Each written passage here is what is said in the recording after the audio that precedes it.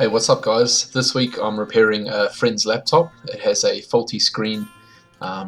It's a Dell Inspiron 15 and it's got a i5 processor and 4 gigs of RAM. The laptop came pre-installed with Windows 8. If I can get the screen and that working correctly, then I'll go ahead and take all his documents off and wipe the hard drive, and then I'll install a fresh copy of Windows. Probably Windows 7. Yeah, if you don't know anything about computers, just remember Windows 8 is basically crap. It's almost as bad as Vista, so I definitely prefer Windows 7 or Windows 10. And to complete the repair of his laptop, I'll go ahead and install some antivirus software and just some other useful programs that he might use.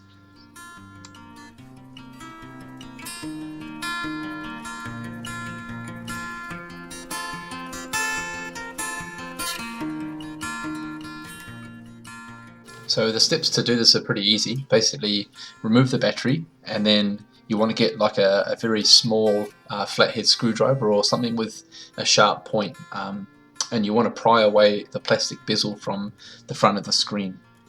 Once you've done that, there's 4 little screws that are holding the actual screen panel in, and once you've taken those off, be very careful not to just pull the screen away, because there's a cable on the back of that screen that needs to be removed.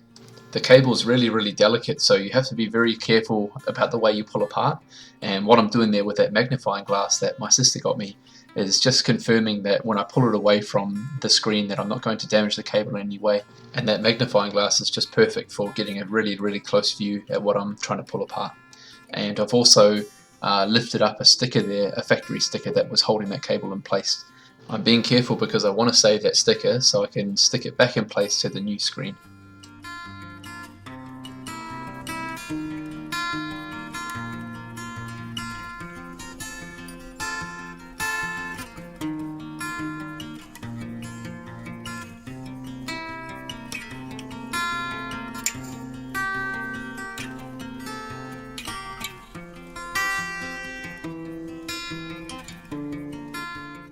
So what I'm doing now is I'm actually trying to repair one of the hinges. The left side had been broken, and so I'm just stripping off the actual screen housing.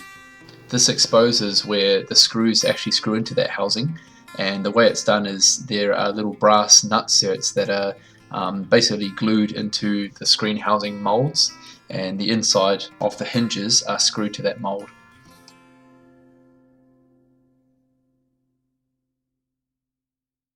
So I'm just using some regular super glue to glue back in those nut certs, and I've given them about half an hour to dry, which should be plenty of time. And just a reminder that it's not really there for strength, like you don't have to glue them in super hard or it has to be super rigid. It's just going to be able to hold that front screen to the hinge. And a better practice on how to open and close the laptop screen is to pry it near to the base rather than grab from the top, because you'll add extra mechanical stress. So with the super glue dry now, I can screw the screen housing back to the frame and I can install the new screen.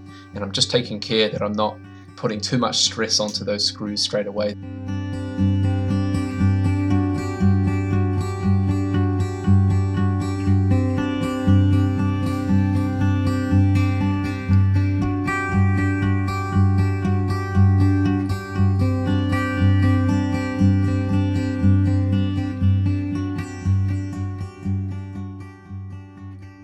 So when I'm nipping up the hinge screws, I'm trying to do an even amount of tension for each one and not just go tight on one screw straight away.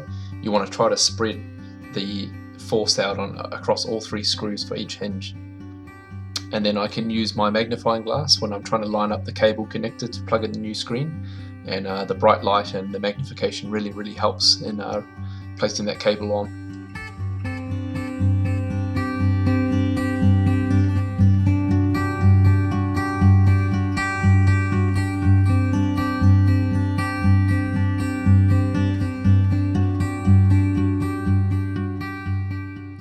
So once the screen goes back on, I can begin replacing the plastic bezel.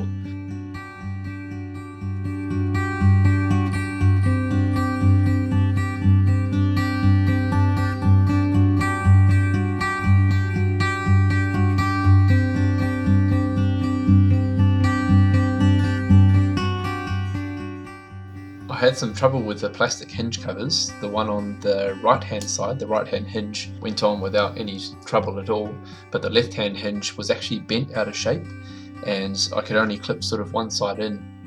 I think it's because of that hinge being damaged before. It might have been continually bent and sort of jammed in there, so I've just had to leave it as in there at the moment and maybe try to heat it and bend it back another time.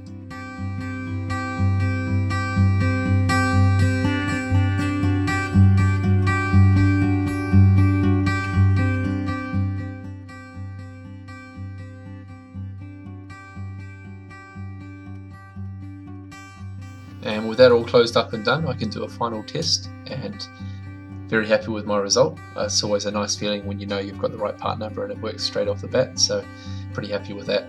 I did notice when I was doing the next part, upgrading and repairing the software that was on that computer, that the keyboard was an issue too, so I've bought a replacement and I will do probably another video on how to install that keyboard.